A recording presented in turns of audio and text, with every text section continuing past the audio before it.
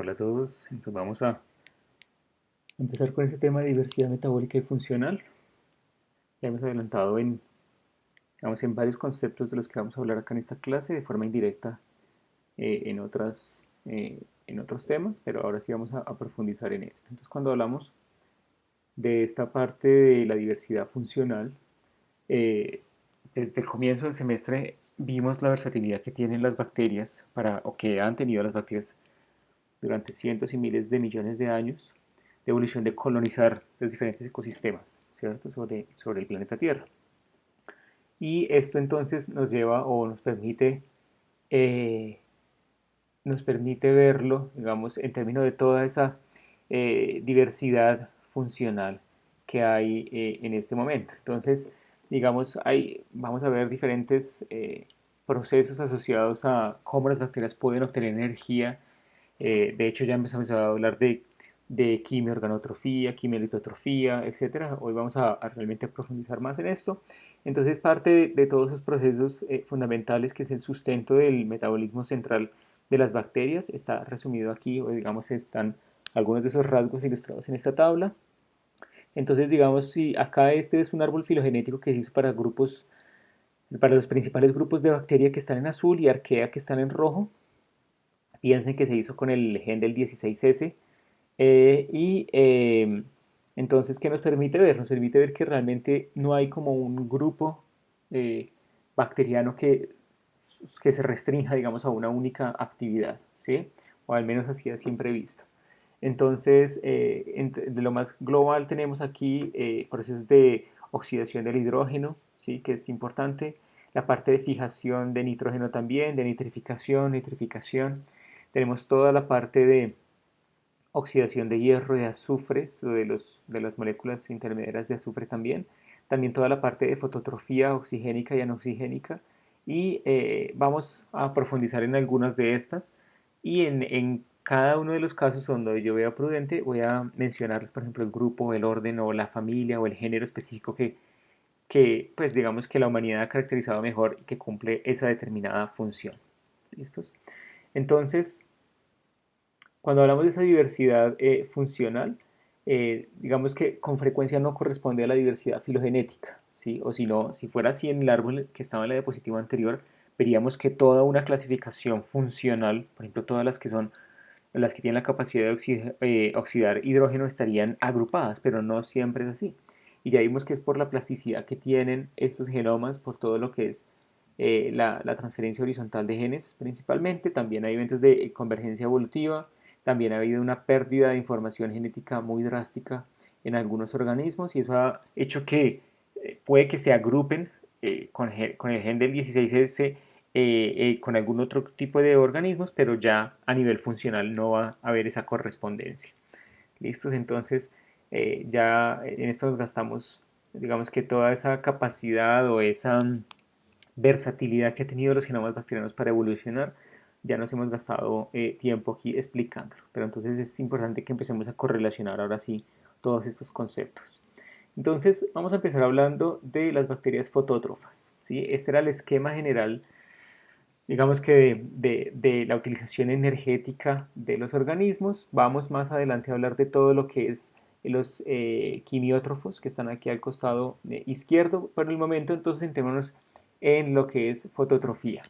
Y fototrofía, entonces, es la capacidad, ¿cierto?, de utilizar energía de la luz eh, para llevar a cabo los procesos más adelante de fijación de CO2, pero también de producción energética. ¿Listos? Entonces, aquí la luz ya vimos que es el componente importante y de nuevo yo creo que más como por el contexto en el que que hemos estado estudiando, consideramos la fototrofía en las plantas pues un proceso que sí es esencial. Por lo tanto, la fijación del CO2 o más bien la fijación del carbono es a partir del CO2 atmosférico, pero vamos a ver que las plantas también pueden hacer fotoheterotrofía. Ellas pueden coger ese carbono de compuestos orgánicos y fijarlo. ¿Listos? Y para eso se utiliza también la energía derivada de la luz en este proceso. Entonces, además, si ustedes se fijan aquí al costado derecho, podemos tener unos eventos de fotosíntesis oxigénica donde se hace la fotólisis del agua, ¿sí? Esa molécula se rompe y eso es lo que al final se va a liberar el oxígeno, pero también podría ser la fotólisis de otros compuestos. Entonces en ese caso ya estamos hablando de una fotosíntesis anoxigénica. Bueno, ya vamos a mirar, a expandir esa parte. Entonces dentro de toda esta clasificación de las bacterias fotótrofas, digamos que ahora sí, para ya centrándonos específicamente en organismos procariotas, las cianobacterias es lo más parecido a las plantas, ¿sí? Es decir, ellas hacen, eh, de nuevo, o si, incluso si lo vemos en el contexto de la formación de oxígeno terrestre, ya vimos que jugaron un papel fundamental, eh, y eso ocurrió cuando se empezó a implementar, ¿cierto?, el agua en esos procesos, o la energía lumínica para romper esa molécula del agua, eh, lo cual permitió entonces que se acumulara ese oxígeno atmosférico. Esos electrones entonces tienen que pasar por alguna cadena transportadora y lo que nos interesa al final es producir ATP, pero también tener la capacidad de fijar ese carbono eh, que está del dióxido de carbono, digamos, pues para todos los procesos de las biomoléculas que necesita la bacteria en un determinado contexto. ¿Sí? Entonces, los fotótrofos anoxigénicos, que son los que están aquí al costado izquierdo, los voy a colocar en otro color. Entonces, ellos tienen la capacidad, o sea, también podrían ser autótrofos, es decir, tener la capacidad de fijar ese dióxido de carbono atmosférico. Podría haber fotoheterotrofía, ya vamos a ver algunos ejemplos, pero acá digamos que ese poder reductor o esos electrones que son cedidos, ya en ese caso, como es anoxigénico, ya no pueden ser del agua, sino pueden ser de otra molécula, por ejemplo, como el ácido sulfídrico, ¿sí? En ese caso, esos electrones van a ceder, van a pasar también por cadenas transportadoras y el objetivo final también es producir ATP. Vemos que eh, cualquiera que sea el organismo, el microorganismo, su objetivo final es poder desarrollarse, poder crecer más eh, para que la población aumente. ¿Listos?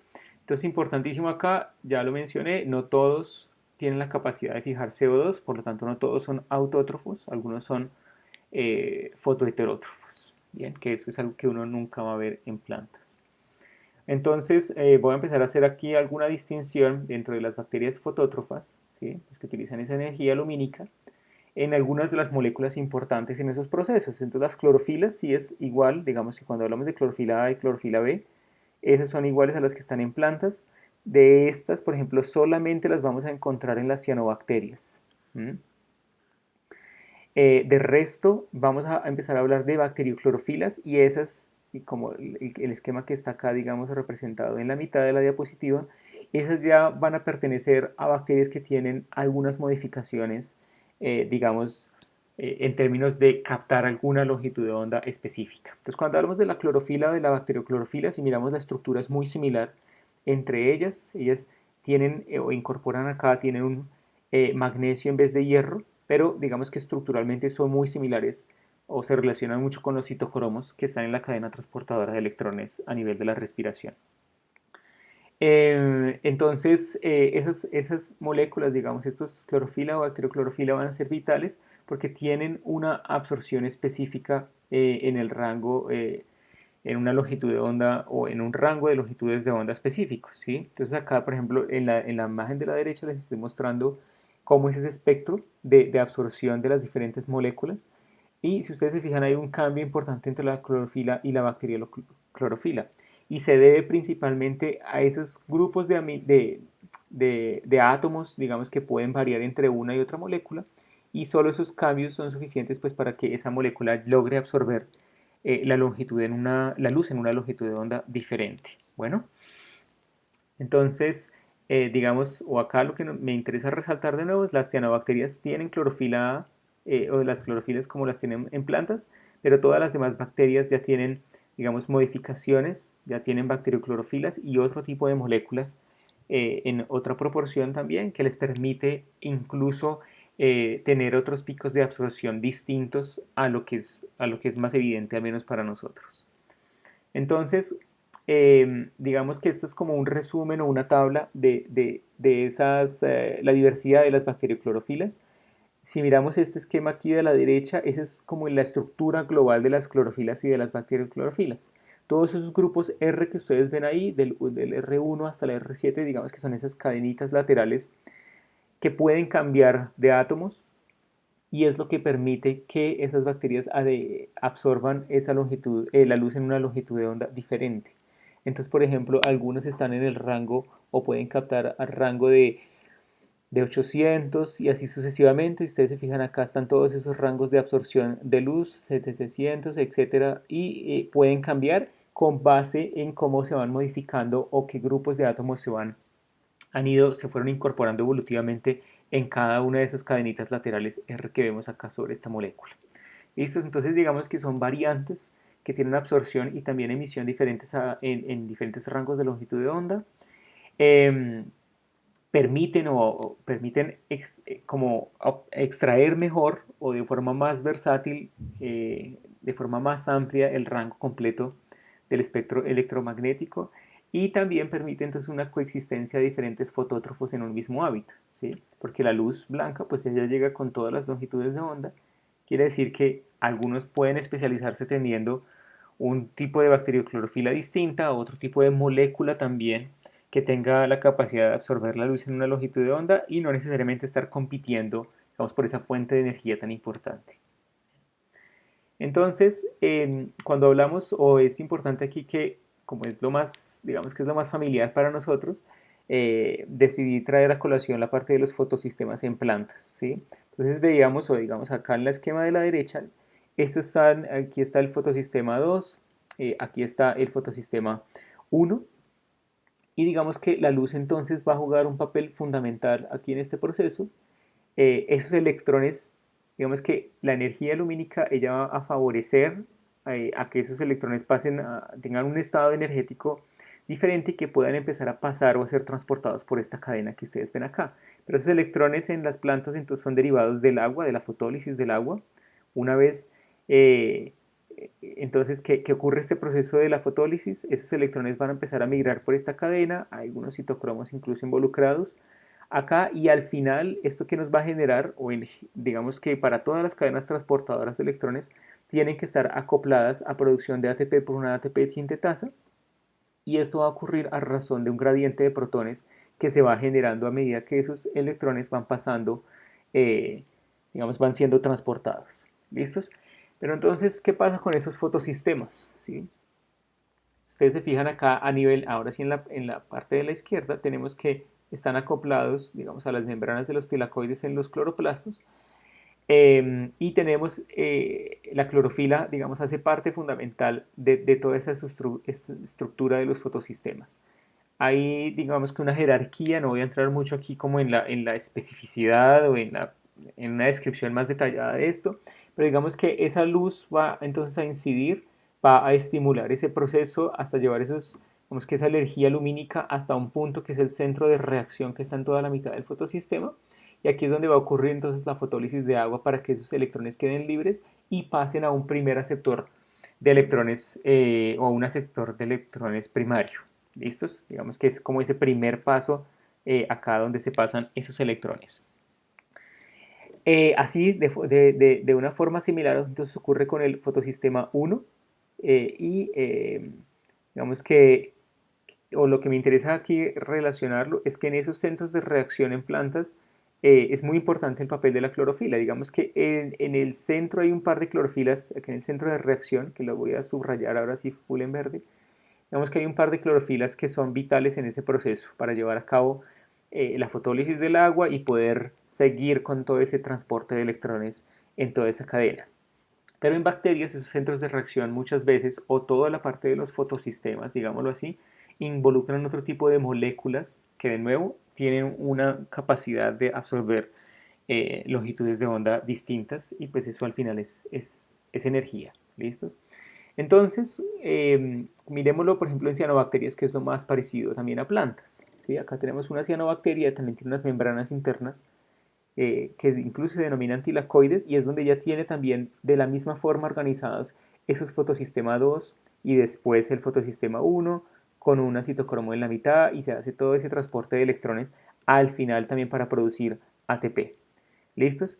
Pero de nuevo resalto, hay otras moléculas que hacen parte de esos fotosistemas bacterianos que están asociados a esos centros de reacción. Entonces, cuando hablamos de esos centros de reacción, aquí en la imagen de abajo a la derecha está como ese RC, son como ese conjunto, ese grupo de moléculas que tienen la capacidad de captar esas longitudes de onda, ciertos esos fotones, y esa energía se va pasando hasta ese centro en el cual entonces ocurre la oxidación de una molécula y la reducción de otra, ¿cierto? Esos electrones son liberados, por ejemplo, si estamos hablando de una fotosíntesis oxigénica, eh, están siendo liberados o por la fotólisis del agua y después esos electrones van a migrar hasta algún aceptor final después de todo el proceso, y esto lo que se busca una vez más es producir energía. ¿Para qué se utiliza esa energía?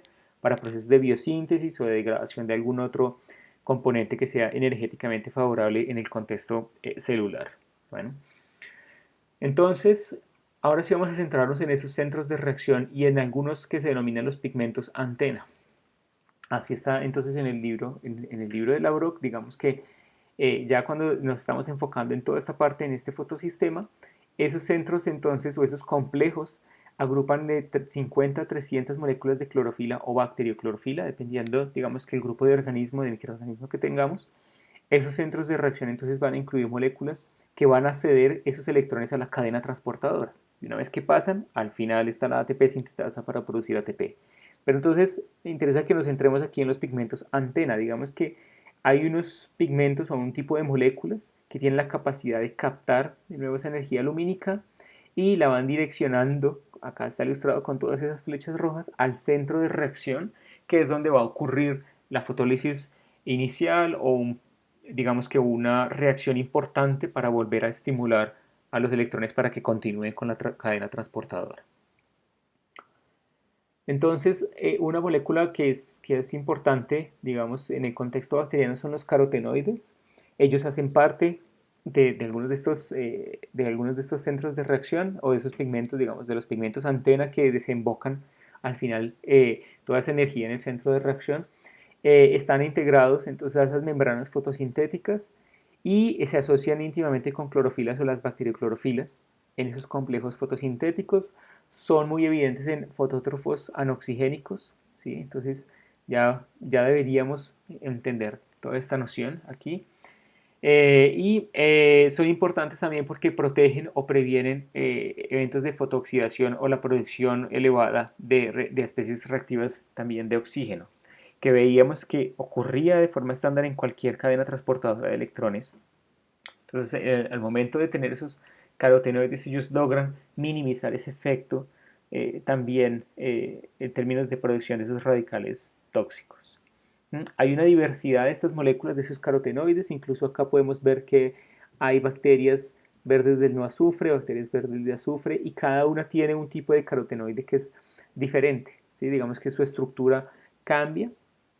Eso, una vez más, permite captar la luz en una longitud de onda diferente, pero también tiene ese efecto protector que mencionábamos. Por ejemplo, las bacterias púrpuras aquí están representadas también por esos tres tipos de carotenoides y así sucesivamente. Entonces, que es un repertorio importante de moléculas que hacen parte de esos pigmentos antena, eh, que tienen un papel fundamental aquí a la hora de captar esa energía lumínica. Entonces miremos esto, acá tenemos más pigmentos antena y son las ficobilinas, ¿sí? Entonces son los principalmente asociados a los centros de reacción en cianobacterias. Las vimos que las cianobacterias tienen la clorofila, ¿cierto? La clorofila de forma estándar como está en las plantas también.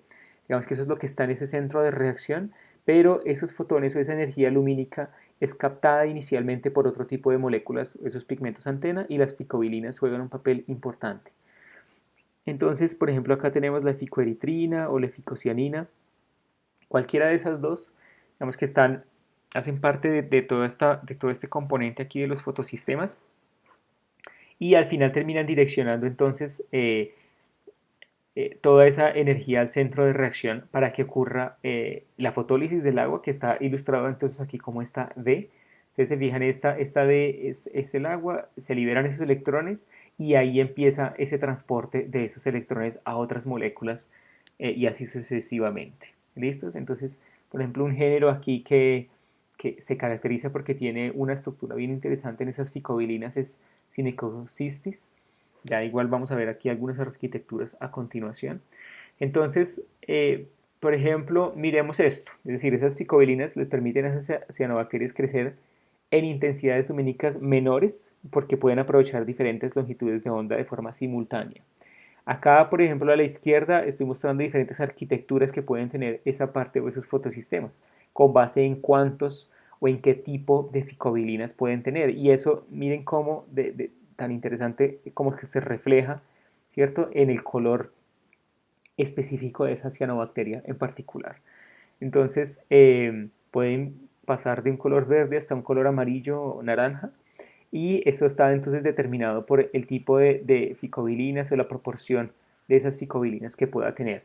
En el recuadro de la derecha, en la imagen de la derecha, entonces vemos cómo esa proporción, digamos, de esas ficobilinas, les mencionaba que está la ficocianina o la ficoeritrina, ¿cierto?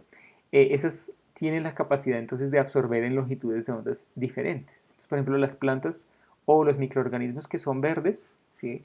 Si ustedes se fijan acá, es como si nos centráramos solamente en la parte de las clorofilas, ¿sí?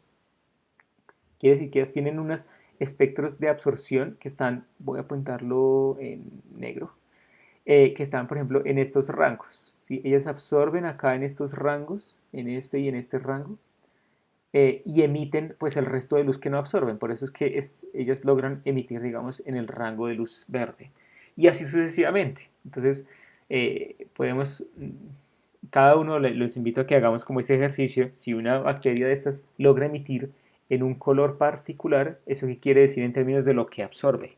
No puede ser el mismo, no puede absorber, si absorbe el mismo color que emite, es decir, no tiene sentido. Entonces, miremoslo digamos, hagamos como ese ejercicio que es bien interesante.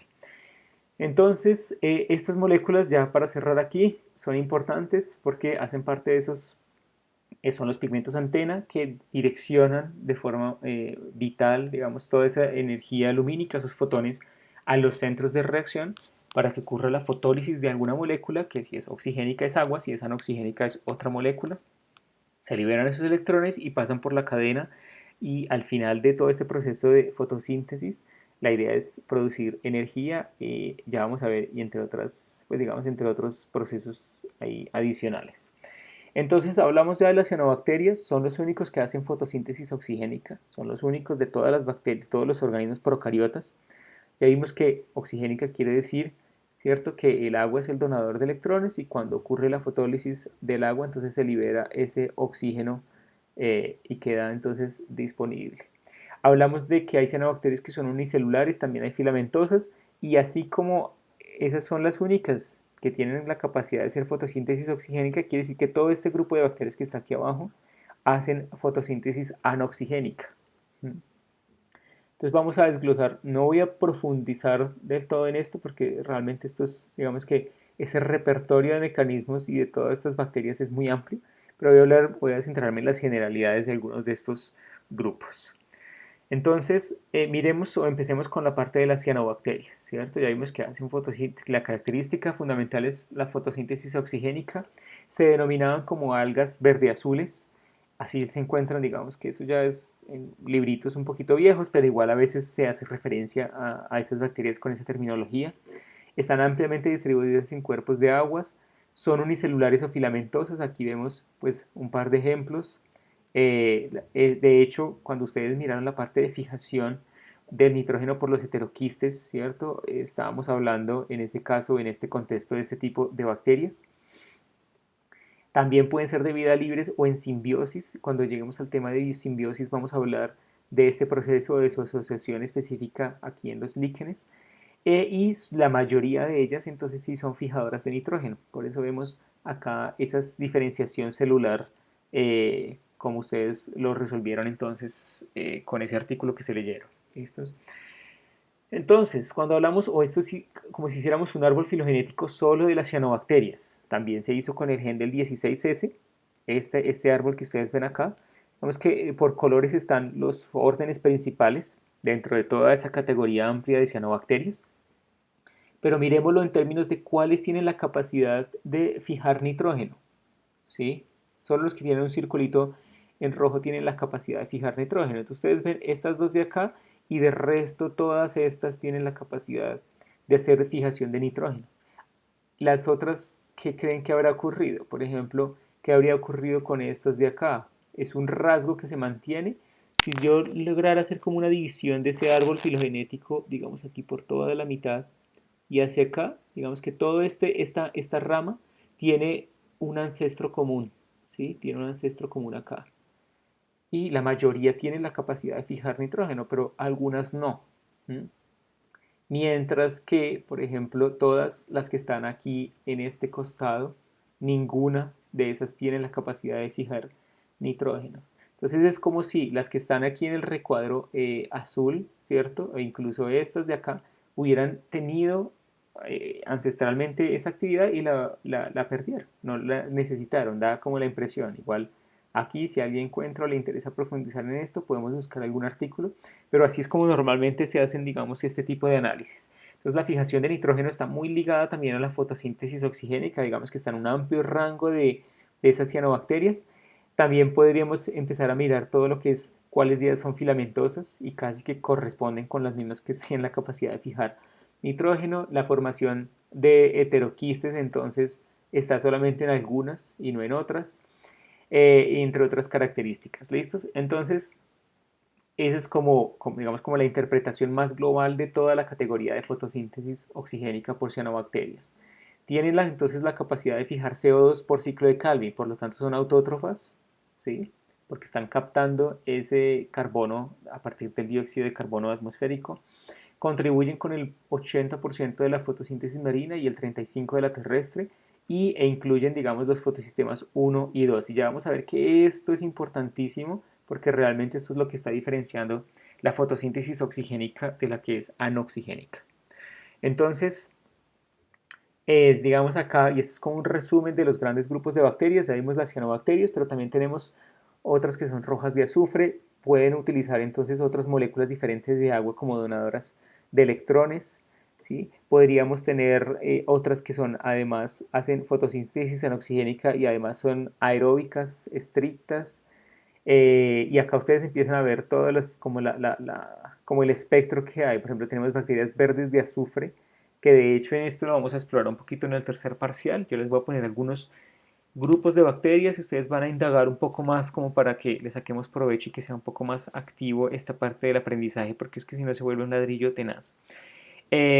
Digamos que, o lo que me interesa acá es, voy a pasar a la siguiente diapositiva, digamos que me interesa más verlo en términos de la clasificación más global, que es por qué se diferencia la fotosíntesis oxigénica de la anoxigénica.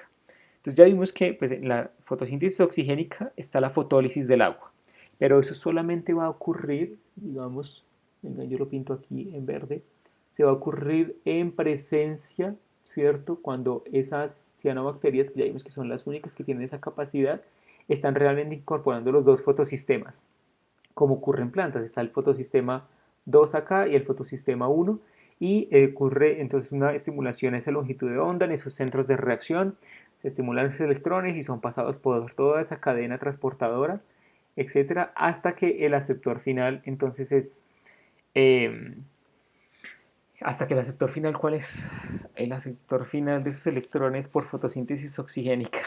Al final entonces va a ser el NAD, pues para producir NADH y que esto ayude después a fijar el CO2 en el ciclo de Calvin. ¿Listos? Pero entonces eso de nuevo es la fotosíntesis oxigénica. La fotosíntesis anoxigénica va a estar representada porque las bacterias, ya sean por ejemplo púrpuras o verdes, que se denominan de azufre o de no azufre, la que ustedes quieran, solamente van a tener uno de los dos tipos de fotosistemas. Digamos que van a tener sobre el fotosistema 2 o solamente van a tener el fotosistema 1. Y ellas ya van a estar asociadas a otro tipo, digamos, la fotólisis va a estar asociada a otro tipo de molécula diferente del agua. Puede ser ácido sulfídrico, puede ser otro tipo de compuesto. ¿Listos? Entonces acá abajo están esas moléculas donadoras de electrones, pueden ser otras y pues fijo van a ser diferentes del agua. ¿Listo? Y esa es la condición que define aquí esa naturaleza o esa capacidad de hacer fotosíntesis anoxigénica. ¿Qué más tenemos? Esto es como un resumen entonces de lo que hemos venido hablando. Miremos el tipo de fotosíntesis que está acá. En las oxigénicas solamente vamos a tener a las cianobacterias. Van a tener entonces clorofila A y al final entonces los productos principales van a ser ATP, ¿cierto? Ya vimos que cuando se transportan de esos electrones está una ATP sintetasa que va a producir ATP, el aceptor final de electrones es el NAD y esto entonces va a permitir después fijar ese CO2 atmosférico en esos procesos. Todas las demás son anoxigénicas, ¿sí? Por lo tanto deben tener moléculas distintas y acá ustedes se fijan tienen bacterioclorofilas de la A a la G, ya no me acuerdo hasta qué nombre es. El producto final para todas tiene que ser ATP, es decir, esa es la versatilidad de hacer esto. ¿Listos? Algunas, y ya vamos a ver que realmente también es importantísima la producción del NADH para las que son autótrofas, porque tienen la capacidad de fijar ese dióxido de carbono atmosférico, pero algunas de hecho pueden empezar a fijar carbono orgánico. Entonces digamos que son fotoheterótrofas, ya no son fotoautótrofas, sino fotoheterótrofas.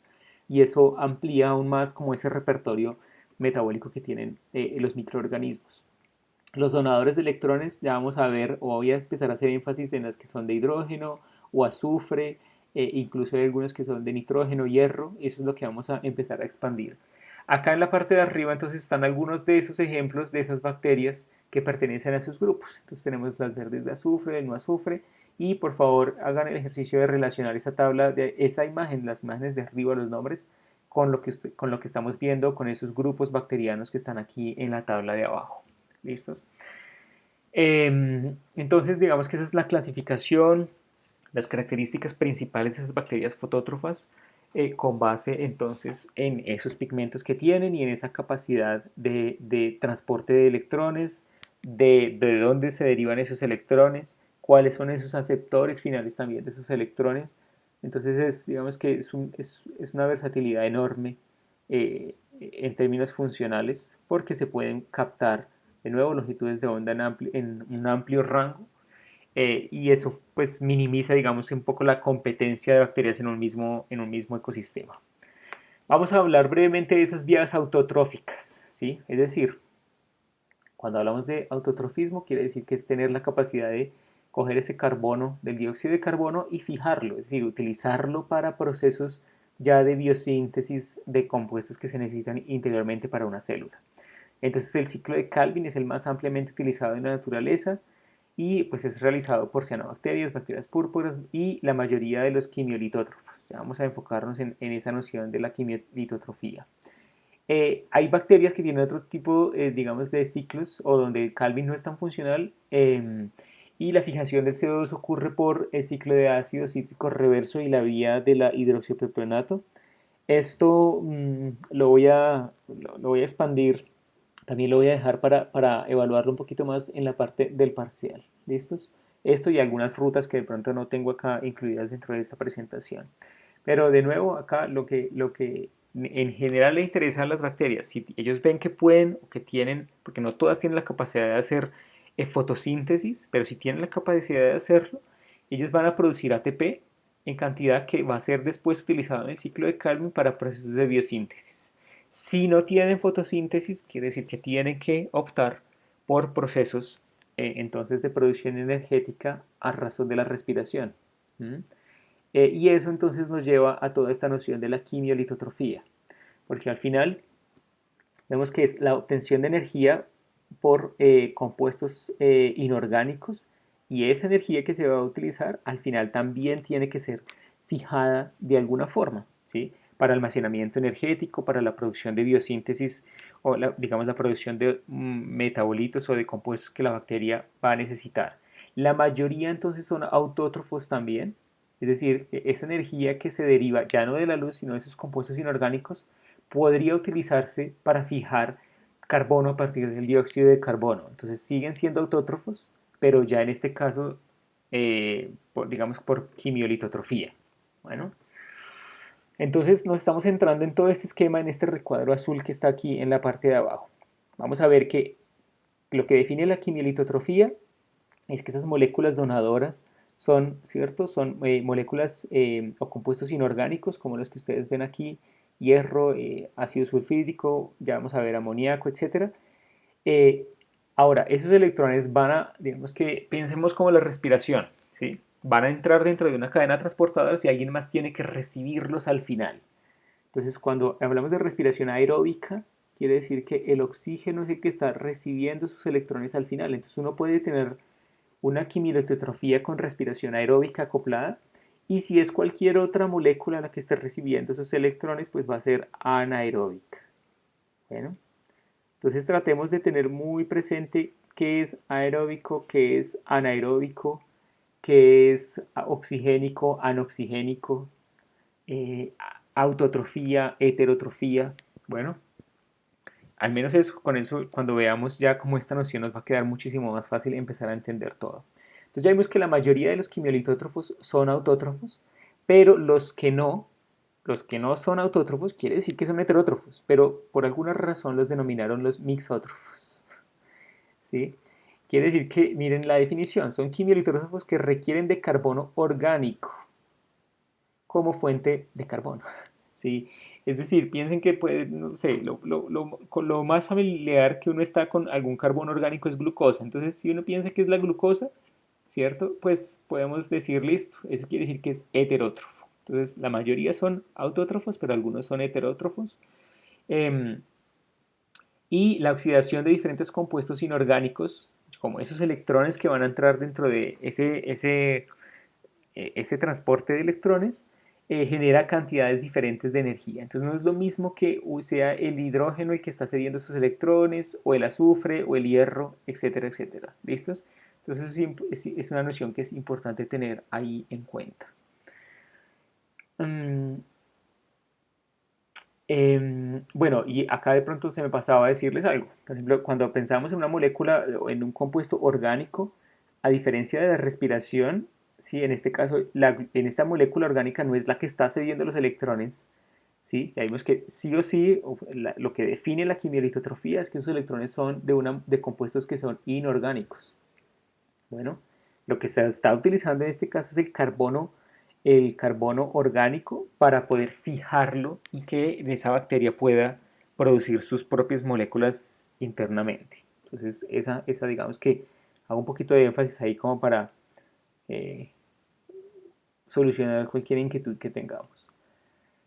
Entonces, en la parte de la quimiolitotrofía hablábamos de producción, o digamos de la energía que se produce por la oxidación de esas moléculas.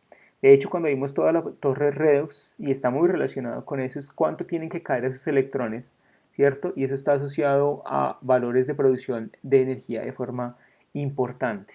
Entonces, en la tabla de aquí abajo vemos cuál es la energía que se produce por la oxidación de algunos de esos pares de electrones. Lo más eficiente que está en esa tabla es el hidrógeno. O sea, que el hidrógeno, ¿cierto? La oxidación del hidrógeno va a conllevar al final a la producción, digamos, de agua, podría conllevarlo, y eso va a producir una energía, digamos que es lo más alto energéticamente. ¿Sí? Hay otros, por ejemplo, algunos compuestos derivados del azufre también son altamente energéticos, pero lo más bajo, por ejemplo, ustedes ven el hierro, ¿sí? Algunos nitritos también no producen tanto, pero eso es mejor que nada, ¿sí? Entonces, digamos que toda esta escala acá en ese delta G que está, tiene que verse reflejado es en producción de ATP. Y esa generación de ATP entonces es similar a de la respiración por quimiorganótrofos, eh, solo que el donador de electrones es inorgánico en vez de orgánico, ¿sí? Ya lo vimos, o sea, la molécula que está cediendo sus electrones ya no es glucosa, sino es cualquiera de esos compuestos que tenemos acá. Y además de eso, esos electrones, una vez que llegan ahí, pues tienen que ser pasados por una cadena transportadora de electrones y también por la fuerza protonmotriz. O sea que tiene que haber un gradiente de protones para que una ATP sintetasa produzca energía. Entonces, ya vimos dos escenarios, ya vimos toda la parte de fotosíntesis, oxigénica, anoxigénica, cualquiera de esas, con fotosistemas uno o 2 o solo uno de esos. Y hay otra forma, digamos que otra ventaja que podrían, otra alternativa de los organismos es empezar a utilizar la energía derivada de moléculas, ¿cierto? Con una alta capacidad de oxidación para producir más ATP. Entonces, las bacterias siempre van a querer producir ATP en cantidades. Entonces vamos a empezar a centrarnos en los principales grupos de microorganismos con base en la oxidación de algún tipo de molécula. Vamos a empezar con el hidrógeno. Algunos de esos quimeritótrofos entonces utilizan esa molécula, digamos, esto lo pueden hacer de forma muy versátil en condiciones aeróbicas, ¿sí? Aeróbicas, me quedo aquí corrido. Digamos que en condiciones aeróbicas quiere decir que el aceptor final puede ser el oxígeno, pero algunas de esas también pueden hacerlo en anaerobiosis. Puede ser otra molécula diferente la que capte esos electrones que fueron inicialmente cedidos por el hidrógeno. Entonces, la oxidación del hidrógeno es catalizada por una enzima específica que es la hidrogenasa, es decir, que solamente las bacterias que tengan codifiquen o que tengan un gen que codifique para esa enzima, pues van a poder tener ese tipo de metabolismo específico, de oxidar el hidrógeno. Entonces, en presencia de compuestos orgánicos como la glucosa, y vean esto que digamos que esa es también la plasticidad que tienen esos organismos, en presencia de esos compuestos orgánicos como la glucosa, se va a reprimir el ciclo de Calvin y la actividad de las hidrogenasas. Aquellas pueden, de hecho, tener procesos de respiración. O sea, ahí sí donde una molécula, un compuesto orgánico es el que está cediendo los electrones, ¿cierto? Para que entre, eso es lo más, digamos que lo más favorable energéticamente. Entonces se van a apagar todas las otras métodos para poder fijar carbono y también la actividad de las hidrogenasas a nivel de los procesos de oxidación de hidrógeno para producir energía. ¿Listos? Acá es súper común está Ralstonia también, Paracoccus, son dos géneros de bacterias que tienen la capacidad de oxidar el hidrógeno para producir energía. Entonces miremos cómo funciona esto ya aquí en términos de esa fuerza protón motriz y de la cascada de las cadenas transportadoras de electrones. Entonces el hidrógeno, ya vemos, incluso esto es lo que soporta más esa teoría de que inicialmente los microorganismos cuando empezaron a tener algún tipo de metabolismo estaba asociado a las concentraciones altas, por ejemplo, de este tipo de compuestos sobre la faz de la Tierra. Entonces esa molécula entonces va a ceder esos electrones y aquí es donde tenemos esa hidrogenasa, ¿cierto? Acoplada aquí en la membrana. Ella entonces va a tener la capacidad de captar esos electrones y los va a empezar a transportar aquí por diferentes citocromos. Eso de una vez más va a generar ese gradiente de protones extracelular que después, cuando a favor del gradiente, se va a sintetizar entonces el ATP y les dije que había un grupo importante de bacterias oxidadoras de hidrógeno que tenían o que lo hacían en condiciones en presencia de oxígeno. Entonces, identifiquemos el aceptor final de sus electrones tendría que estar, ¿cierto? Y aquí está, es el oxígeno, pero algunas podrían hacerlo en condiciones de anaerobiosis. Quiere decir que va a ser otra molécula diferente en ese caso. Digámoslo acá, este compuesto, o el hidrógeno, puede ser utilizado por quimilitótrofos aeróbicos, ya vimos, para producir energía. Y la hidrogenasa, hay una hidrogenasa transmembranal, que fue la que aquí le hice este sombreado, eh, está encargada entonces de la oxidación inicial de esa molécula. Pero miren que puede haber una hidrogenasa que está a nivel citoplásmica. ¿Mm? Para esa en particular, entonces, está involucrada ya específicamente en la producción del NADH y se necesita, ¿cierto? Por ejemplo, en este caso, asumamos que eh, la bacteria no está en presencia de algún compuesto orgánico para hacer una respiración estándar, sino que tiene que derivar su energía a partir de la oxidación del hidrógeno, cede sus electrones, va a producir ATP, pero se necesita entonces el NADH, porque en esa condición entonces ella va a tener la capacidad de fijar el CO2, o sea que ya, si ustedes se fijan, tiene la capacidad de fijar CO2, quiere decir que está en esta condición llevando a cabo los procesos de autotrofía. Entonces es bien interesante cómo las bacterias pueden cambiar esa trofía dependiendo de la disponibilidad de compuestos que tenga disponibles. Si tiene moléculas orgánicas, va a ser respiración estándar aeróbica, pero si no tiene, podría utilizar entonces una molécula inorgánica por quimilisotrofía, pero tendría que suplir entonces la fijación de nuevo del CO2 y todo por el ciclo de Calvin. Bueno, y la producción de NADH a partir de una hidrogenasa que es citoplásmica. Miremos qué más hay acá. Hay otros que son los oxidadores de azufre. De nuevo, esto no es, digamos que no es lo más versátil energéticamente, o más bien los microorganismos se han enfocado en poder captar esa energía de alguna forma, ¿sí? Entonces están los que pueden utilizar el hidrógeno y obtienen una cantidad de energía que es muy comparable, o muy compatible, digámoslo, con lo que se produce a nivel de respiración aeróbica estándar. Pero los que no, pues igual pueden producir energía, van a tener metabolismo más lento, digámoslo así, pero igual van a poder desarrollar todas sus funciones estándar. Entonces, cuando hablamos de la oxidación del azufre, estamos hablando de que van a ser electrones y va a ser digamos, derivados principalmente de estas moléculas que vemos acá, de ácido sulfídrico, de azufre elemental y de ese tercero que ahorita no recuerdo. Un producto de esa oxidación son protones, entonces esto va a ayudar de hecho a que ya se empiece a generar esa diferencia de los protones a nivel extracelular. Pero esto también va a conllevar entonces a procesos de acidificación que son bien importantes, ¿sí? Entonces, las bacterias que normalmente hacen oxidación de azufre o de hierro, que también va a producir unas cantidades importantísimas de protones, normalmente son tolerantes entonces a ambientes que son ácidos o que son tolerantes o son acidófilas o acidofílicas. Ese tipo de reacción, ahora sí, la oxidación específicamente del azufre es usualmente aeróbica, ¿sí? Quiere decir que puede ocurrir en presencia de oxígeno, el aceptor final de esos electrones puede ser oxígeno, pero algunos microorganismos pueden utilizar nitrato como ese aceptor final de los electrones. Entonces, digamos que las reacciones principales que ocurren en este grupo de organismos es esta. Miren acá, por ejemplo, acá donde está la producción de esos protones, ¿cierto? Lo que va a ocurrir es constantemente, o cualquiera de las rutas que se escojan o que el microorganismo tenga la capacidad de oxidar ese azufre, va a ser que se va a producir el sulfato al final. ¿Listos? Eso es lo que es la constante acá. Entonces, digamos que cuando hablamos de esa quimiolitotrofía por la oxidación de azufre, entonces ocurren diferentes etapas, ¿sí? Y puede ocurrir de este azufre que es elemental, terminando, ya vimos que en cualquier escenario aquí en los sulfatos. Eh, digamos que ese azufre elemental que está resaltado aquí en la imagen de la izquierda en amarillo, puede ser depositado como gránulos intracelulares por eventos de reducción. eh, o sea, lo importante es que tiene que poder entrar de alguna forma a la célula, ¿sí? Entonces, digamos que tiene que pasar a formas que sean solubles para después pasar al citoplasma y generar unos gránulos ahí sí de azufre elemental que es insoluble y ya después, a medida que la bacteria lo vaya necesitando, pues lo va a empezar, digamos que a degradar, a oxidar para producir ATP. Entonces, ya vamos a desglosar esa imagen que está aquí a la izquierda. Entonces, hay varias rutas, digamos, bioquímicas para la oxidación de este elemento.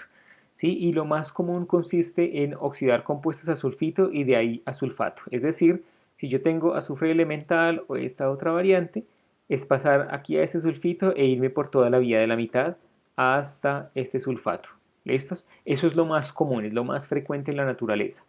Para eso sí se necesita una enzima que es la sulfito oxidasa, que aquí resalté, creo que todos lo estoy marcando en el mismo color, pero digamos que es esta enzima y la bacteria entonces al final de nuevo hacer ese tipo de oxidación le va a permitir producir energía porque está pasando también por una cadena transportadora de electrones, ¿sí? Ustedes ven aquí esos electrones, digamos que esa es la abstracción de ese proceso. Hay otras alternativas y se puede entonces ir por el azufre elemental directamente por, digamos que esta vía SOX, que es por todo este costado izquierdo hacia acá. O sea, ya no va a producir sulfito, sino va a pasar de una vez a sulfato. Digamos que eso no es tan frecuente porque ya es una maquinaria, digamos, un repertorio génico bien importante. En la estrategia de la mitad veíamos que había una o dos enzimas que realmente tenían un papel fundamental en ese proceso, pero para pasar directamente de azufre elemental a sulfato se necesitan 15 genes distintos y esto entonces ya es digamos que es un clúster de genes que en muchos casos cuando se ha hecho el análisis filogenético de esto se ha visto que están muy íntimamente relacionados a procesos de transferencia horizontal. Entonces hay bacterias que no están relacionadas filogenéticamente, digamos evolutivamente, por la secuencia del 16S, pero tienen todo este cassette de 15 genes y con la capacidad entonces de oxidar el azufre por este sistema SOX. O sea que están relacionadas a nivel funcional, pero digamos que no evolutivamente. Y ya vimos que eso es una constante en los microorganismos. Bueno, entonces cuando miramos ahora sí ya como la generalidad de ese proceso de oxidación del azufre, pues tenemos que mirar acá, es decir, podemos partir de algún componente o algún compuesto de azufre que puede ser este o incluso el azufre elemental, cualquiera de estos, y incluso esta. Y acá lo importante es que esas moléculas, como se van a oxidar, pues van a ceder esos electrones aquí a toda esta cadena que está en la parte de arriba. Esto una vez más nos va a generar gradiente de protones y eso al final se va a ver reflejado entonces en producción de ATP. Acá hay algo que es bien interesante y estas bacterias oxidadoras de azufre y las de hierro tienen la capacidad de hacer esto que es un flujo reverso de electrones, ¿sí? Entonces, cuando hablamos de ese flujo reverso de electrones, es una estrategia para producir NADH, ¿cierto? O sea, ya vimos que está reducido y en este caso se va a necesitar para poder fijar ese carbono, digamos, por un metabolismo, por autotrofía, porque es a partir de CO2. Em, Esto va a implicar un gasto energético, pero en este caso para los oxidadores de azufre es una constante. Ella en muchos casos va a producir ATP, y ustedes se fijan que es como seguir el flujo estándar de los protones de izquierda a derecha, pero va a producir ATP, pero solo acumulando mucho ATP ella no va a hacer realmente mucho más. Ella tiene que poder producir NADH, y en este caso va a estar limitada, digamos, por otras, digamos, otras limitaciones intrínsecas o más metabólicas que tiene, y la forma en la que ella puede suplir esa producción del NADH es revirtiendo o utilizando, como devolviendo, haciendo ese flujo reverso de electrones para que al final el NAD+, es el que reciba esos electrones, se termine reduciendo y después pueda utilizar entonces sea por Calvin pues para la fijación de ese carbono y poder entonces hacer procesos de biosíntesis de sus propias moléculas.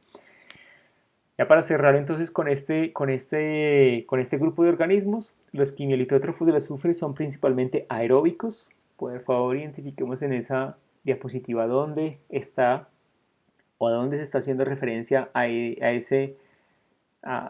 a la aerobiosis. Entonces se los marco acá, ¿cierto? Cuando el aceptor final de estos electrones es el oxígeno, estamos hablando de ese tipo de metabolismo aeróbico. Entonces, miremos ahora la parte de quimiolitotrofía con la oxidación del hierro, ¿sí?